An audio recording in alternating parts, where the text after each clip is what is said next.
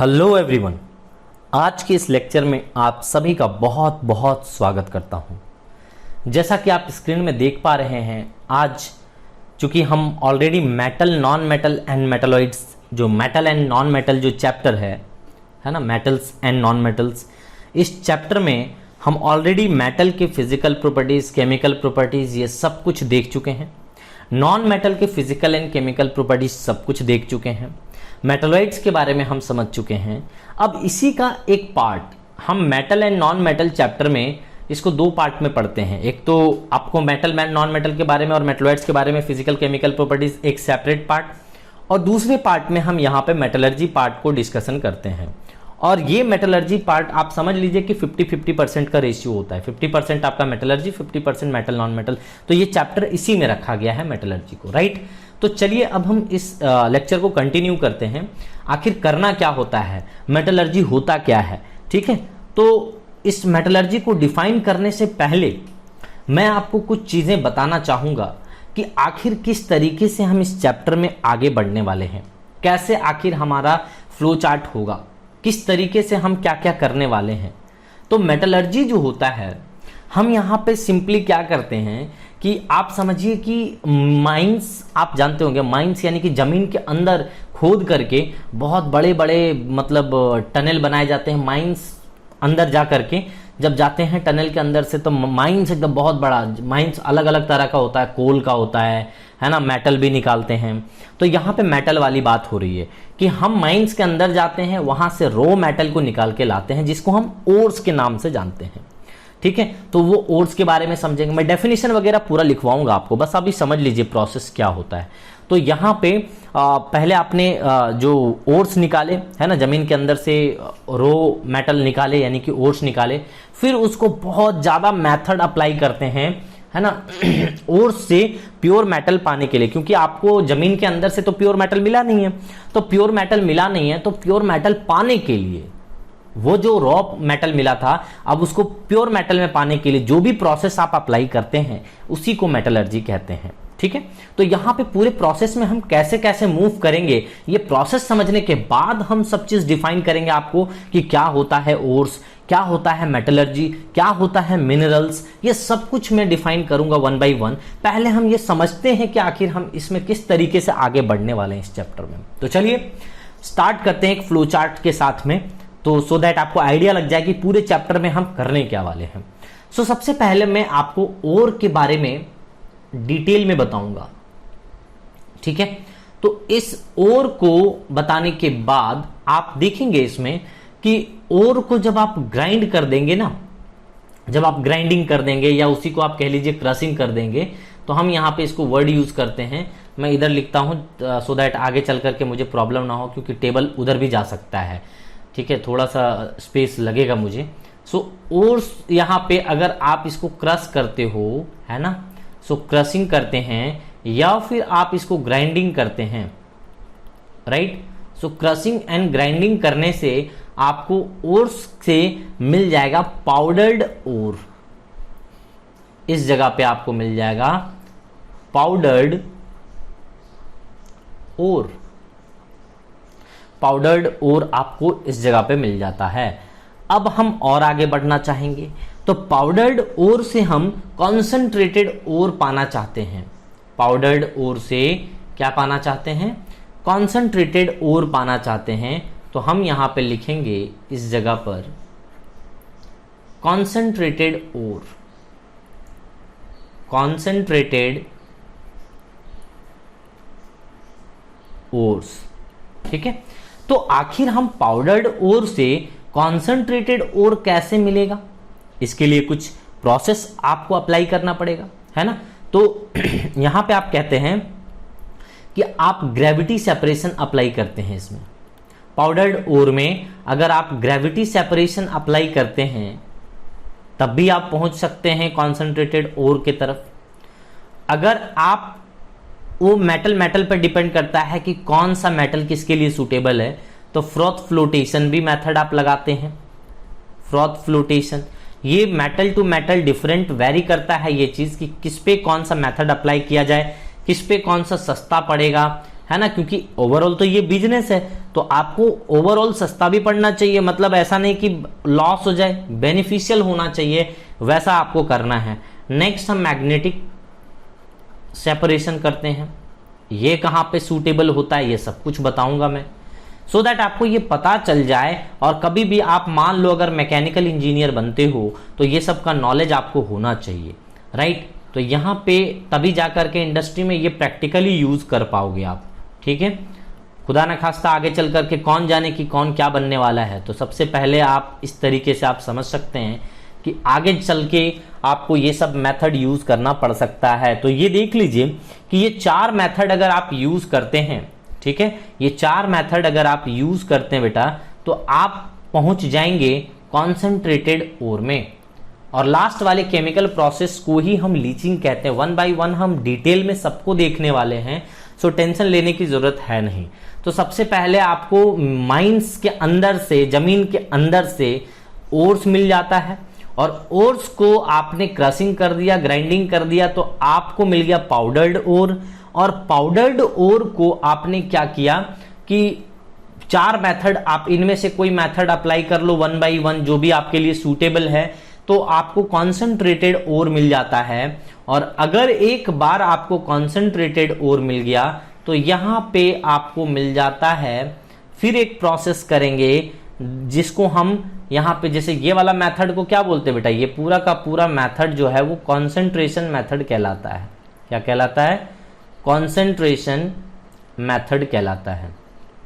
अब देखिए, सो concentration method तो आपका हो गया। सो उसी तरीके से इनको हम, इस मेथड को कहते हैं क्या, कि कन्वर्जन इनटू ऑक्साइड्स, है ना। तो यहां पे हम लिखेंगे conversion into oxide, into oxide, इस मेथड को यही कहते हैं। तो कौन कौन से प्रोसेस से हम कॉन्सेंट्रेटेड ओर से हम जा पाएंगे, कहां पे, मेटल ऑक्साइड में। यहां पे हम बेटा इसको बना देते हैं, मेटल ऑक्साइड बनाते हैं, कॉन्सेंट्रेटेड ओर से मेटल ऑक्साइड बनाते हैं। और ये 2 प्रोसेस के हेल्प से आप बना सकते हो। Number 1 is calcination, number 1 is calcination and second 1 is roasting, है ना। Second 1 is roasting. अभी हमें कुछ नहीं पता कि कैल्सिनेशन क्या होता है, रोस्टिंग क्या होता है, हमें कुछ भी नहीं पता, बट हम 1 बाय 1 डिटेल में इसको देखने वाले हैं आगे चल करके। सो कैल्सिनेशन एंड रोस्टिंग को देखने वाले हैं। तो यानी कि अभी हम पहुंच चुके हैं मेटल ऑक्साइड में, यानी कि आप पहले ओर्स पाएंगे, फिर पाउडर्ड ओर बनाएंगे उसको, फिर कॉन्सेंट्रेटेड ओर मिलेगा इन मेथड को अप्लाई करने के बाद, फिर आप मेटल ऑक्साइड में आ जाएंगे बाय द कैल्सिनेशन मेथड और रोस्टिंग मेथड को अप्लाई करने के बाद। अब आप मेटल ऑक्साइड को आप जब और भी आगे बढ़ेंगे इस प्रोसेस को, तो मैं यहां पे लिख देता हूं इस जगह पे, ये आपका है मेटल ऑक्साइड वाला जगह पे, राइट। और ये आपका डब्बे में बंद है। आगे बढ़ेंगे तो आपको इसके आगे मिलेगा क्रूड मेटल। क्या बोला मैंने? क्रूड मेटल, ठीक है, मैं यहां पे लिख देता हूं। So this is your crude metal. Crude का मतलब होता है बेटा कच्चा, कच्चा मेटल, है ना। कच्चा मेटल आपको यहां पे मिल जाता है, तो ये मिल गया आपको बेटा क्रूड मेटल। इसी तरीके से आप इसमें से और प्यूरिफाई करेंगे तो आपको फाइनली यहां पे बेटा मिल जाएगा जिसका आपको इंतजार था, that is what, pure metal, जिसका मुझे था इंतजार, वो तो मिल गया, राइट। अब हम क्या करते हैं, देखिए यहां पे जैसे मेटल ऑक्साइड है, मेटल ऑक्साइड से क्रूड मेटल पहुंचना, कैसे कैसे पहुंचेंगे सर? देखो यहां पे कैसे पहुंचते हो बेटा, यहां पे मैं आपको बताता हूं। यहां पे आप लिख देना सिंपली, इस प्रोसेस को कहते हैं reduction of metal, reduction of metal. आपने क्या करा, पहले ऑक्सीडेशन करा, देख लो इसके पहले प्रोसेस में क्या करा है, ऑक्सीडेशन किया है, कन्वर्जन इनटू ऑक्साइड। जब ऑक्साइड मेटल ऑक्साइड बना देते हो, अब मेटल ऑक्साइड को फिर से रिड्यूस करो, है ना। सो फिर से रिड्यूस करोगे तो क्या करोगे, मेटल ऑक्साइड को 3 तरीके से रिड्यूस कर सकते हो। Number 1 is pyrometallurgy, number 1 is pyrometallurgy.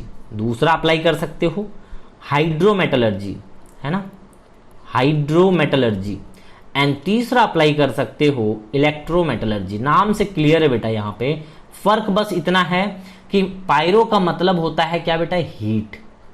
Pyro का मतलब होता है हीट, यानी कि हीट एनर्जी को देकर के मेटल ऑक्साइड से हम क्रूड मेटल पाते हैं, इसीलिए हम इसे पायरोमेटलर्जी कहते हैं। हाइड्रोमेटलर्जी यानी कि नाम से क्लियर है, वाटर यहां पे रहता है, सो वाटर के एनर्जी से यूज करके हम मेटल ऑक्साइड से यहां पे क्रूड मेटल पहुंचते हैं, दैट इज हाइड्रोमेटलर्जी। एंड जब हम इलेक्ट्रिकल एनर्जी का यूज करके मेटल से क्रूड मेटल पहुंचते हैं, मेटल ऑक्साइड से क्रूड मेटल पहुंचते हैं, तो हम इसको इलेक्ट्रोमेटलर्जी कहते हैं। हालांकि हम यहाँ पे पायरोमेटलर्जी में कुछ और भी देखेंगे कि हीट आखिर किस किस को यहाँ पे देखेंगे। तो हो सकता है कि आपको बोल दे कि कार्बन मोनोऑक्साइड से देखना है पायरोमेटलर्जी, इसके हेल्प से आपको करना पड़ेगा।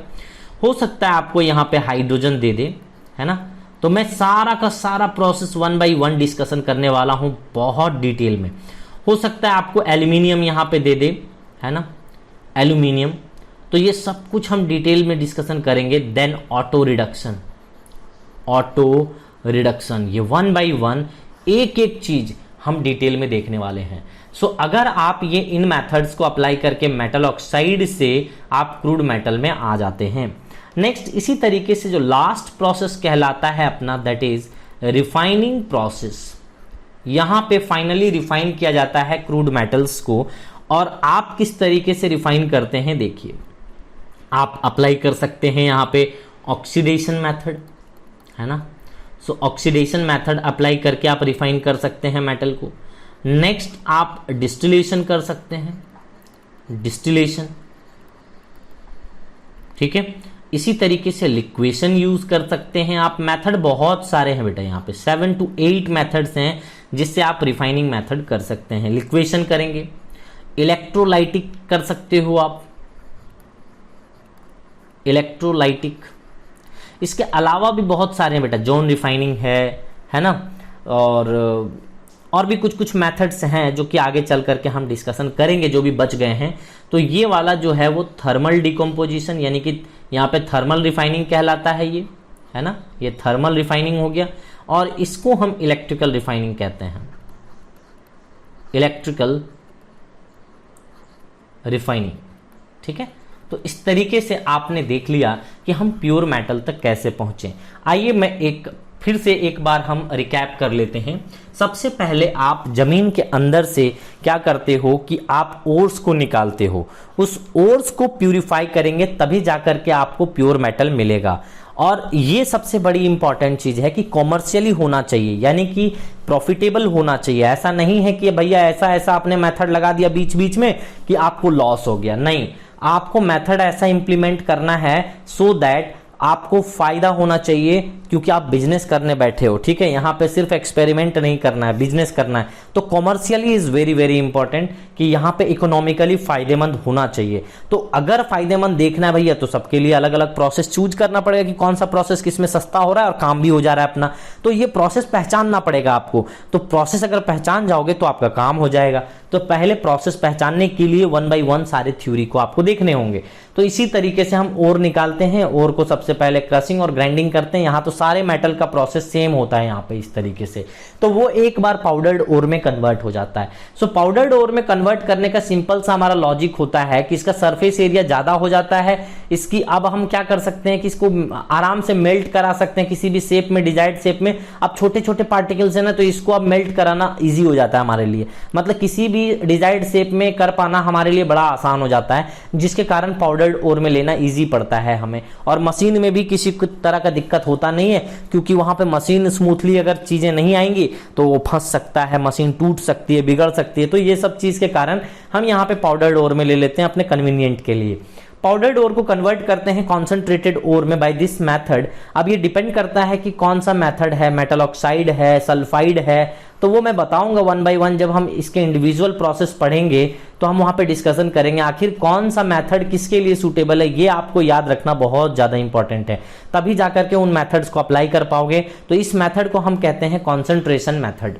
राइट। अब इस कॉन्सेंट्रेशन मेथड से आपको कॉन्सेंट्रेटेड ओर मिल चुका है। इस कॉन्सेंट्रेटेड ओर को आप क्या करेंगे कि यहाँ पे ऑक्साइड में कन्वर्ट करेंगे। जो भी मेटल आपको मिला है उसको ऑक्साइड में कन्वर्ट करेंगे। तो कैसे करेंगे ऑक्साइड में? तो ये दोनों हीटिंग प्रोसेस होता है, कैल्सिनेशन एंड रोस्टिंग, है ना। एक तो प्रेजेंस ऑफ एयर होता है, एक एब्सेंस ऑफ एयर होता है। आगे चल करके इसकी भी थ्योरी हम देखेंगे, ठीक है। तो आपने मेटल ऑक्साइड पा लिया कैल्सिनेशन एंड रोस्टिंग करके। एक बार मेटल ऑक्साइड आपको मिल गया तो रिडक्शन प्रोसेस के थ्रू आप यहाँ पे तीन pyrometallurgy and hydrometallurgy and electrometallurgy, ये तीन मेटलर्जी करके आप बड़े इजी तरीके से आप पा सकते हैं क्या? Crude metal. क्रूड मेटल मतलब अब कच्चा मेटल मिल चुका है आपको, है ना। ये कच्चा मेटल मिल चुका है। अब यहाँ पे ढेर सारे प्रोसेस हैं रिफाइनिंग के, जो भी प्रोसेस जिसके लिए सूटेबल होगा वो प्रोसेस आप लगा दीजिए। जैसे मान लीजिए ऑक्सीडेशन है, डिस्टिलेशन है, लिक्वेशन है, इलेक्ट्रोलाइटिक है, जोन रिफाइनिंग है, बेसिलेशन है, कुपलेशन है ना। इसी तरीके से बहुत सारे प्रोसेस हैं, वो सारे प्रोसेस हम देखेंगे जो भी आपके मतलब सिलेबस में आता होगा और जो एनटीएससी के पॉइंट ऑफ व्यू से बेहतर होगा, मैं वो सब कुछ बताऊंगा इस लेक्चर में, ठीक है। तो आई थिंक ये फ्लो चार्ट आपको जरूर समझ में आ गया होगा। तो आइए अब स्टार्ट करते हैं एक्चुअल डेफिनेशन बताना आपको। तो सबसे पहले मेटलर्जी डिफाइन करने के लिए मुझे आपको बताना पड़ेगा कि मिनरल्स क्या होते हैं, ओर्स क्या होते हैं, गैंग क्या होते हैं, मैट्रिक्स क्या होता है, इंप्यूरिटीज क्या होता है। ये तीनों एक ही चीज है बेटा, ये सभी मुझे पहले डिफाइन करना पड़ेगा, तब जाकर के आपको समझ में आएगा क्या कि मेटलर्जी क्या है, राइट। तो मैं चलिए वन बाय वन डिफाइन करता हूं। मिनरल्स किसे कहते हैं, ठीक है। तो मिनरल्स वो होता है जो आपको माइंस से मिलता है। कहां से मिलता है बताइए? माइंस से, यानी कि जमीन के अंदर से मिलता है। तो यहां पे सिंपली लिखेंगे which are obtain from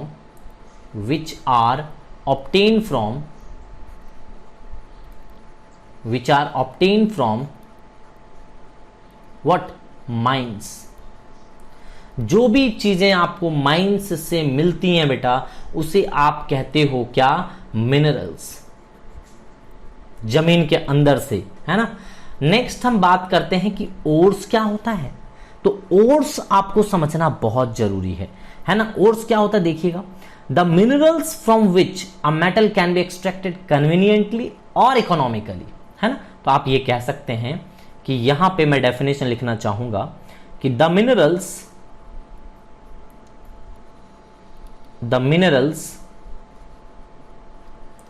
from which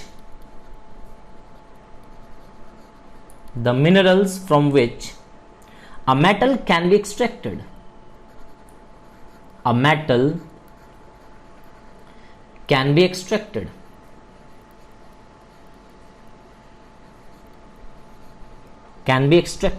what? conveniently,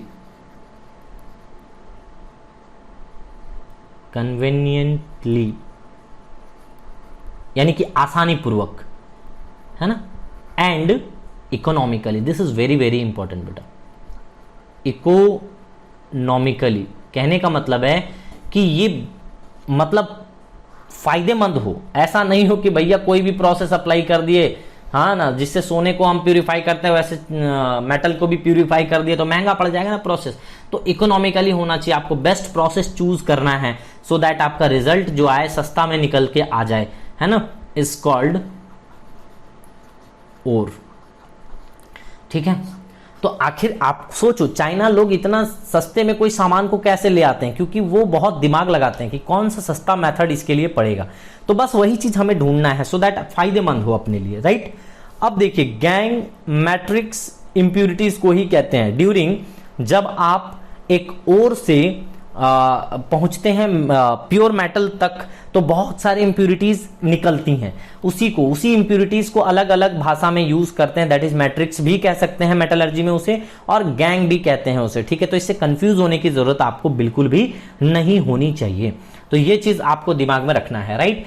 अब द मोस्ट अवेटेड, और हम कह सकते हैं कि यहां पे अब हम डेफिनेशन सीख सकते हैं मेटलर्जी का, कि मेटलर्जी की डेफिनेशन आखिर क्या होगी। तो सबसे पहले मैं यहां पे हेडिंग लिखूंगा मेटलर्जी। अब मुझे डिफाइन करने में कोई दिक्कत नहीं है क्योंकि मैंने बहुत सारे चीज आपको समझा दिए हैं, सो दैट आपको अब दिक्कत नहीं आएगी डेफिनेशन को समझने में। तो आइए अब मैं मेटलर्जी आपको बड़े आसानी से समझा सकता हूं। तो चलिए डेफिनेशन की बात करते, बड़े इजी लैंग्वेज में लिखेंगे, ज्यादा आपको ये नहीं करने की कोशिश करूंगा। The process in which we extract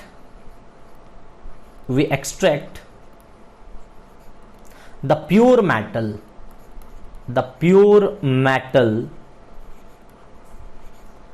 from the ores,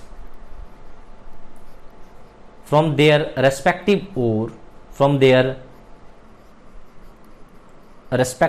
ore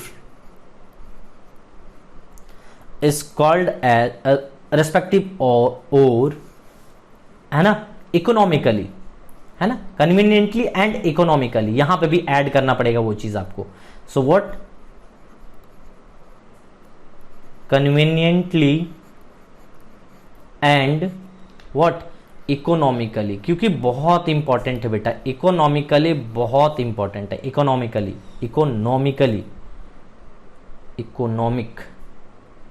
NOMI, ठीक है। सो इकोनॉमिकली, ठीक है, इज कॉल्ड व्हाट, मेटलर्जी। तो सिंपली कहने का मतलब यही है बेटा कि आपको जस्ट इतना ही दिमाग में रखना है कि मेटलर्जी एक ऐसा प्रोसेस होता है जहां पे आप प्योर मेटल को निकालने का काम करते हैं। कहां से? ओर से निकालने का काम करते हैं, फ्रॉम द रेस्पेक्टिव ओर से, है ना। बाय द प्रोसेस कन्वीनियंटली, आसानी से निकल जाए, और इकोनॉमिकली, सस्ता भी होना चाहिए, क्योंकि आपको ओवरऑल बिजनेस करना है तो ये प्रोसेस सस्ता होना चाहिए। इसीलिए आप यहाँ पे कहते हैं कि अच्छे तरीके से सारे के सारे मेथड्स को पढ़िए, सो दैट आपको आसान हो जाए मेथड्स को पहचानना, ये बताना कि कौन सा मेथड किसके लिए सूटेबल है। तो आई थिंक आपको मैंने ये पूरा का पूरा टेबल क्लियर कर दिया है कि कैसे आखिर फ्लो चार्ट से आप ओर से प्योर मेटल पाते हैं, वो ऑलरेडी हमने कवर कर रखा है। और जा करके तब हमने आपको मिनरल्स के बारे में बताया, ओर्स के बारे में बताया, गैंग के बारे में बताया, फाइनली आपको डेफिनेशन बताया मेटलर्जी की। तो आई थिंक आप सभी को ये जरूर क्लियर हो गया होगा। अगले लेक्चर में हम देखेंगे कि कौन कौन से ओर्स हैं और हमें किस तरीके से जरूरत पड़ना है, क्या प्रोसेस है, वो सारे प्रोसेस जो फ्लो चार्ट में हमने लिखवाए हैं वो सब कुछ हम अगले लेक्चर में डिस्कशन करने वाले हैं। तो इस लेक्चर में इतना ही, मिलते हैं अगले लेक्चर में, तब तक के लिए धन्यवाद।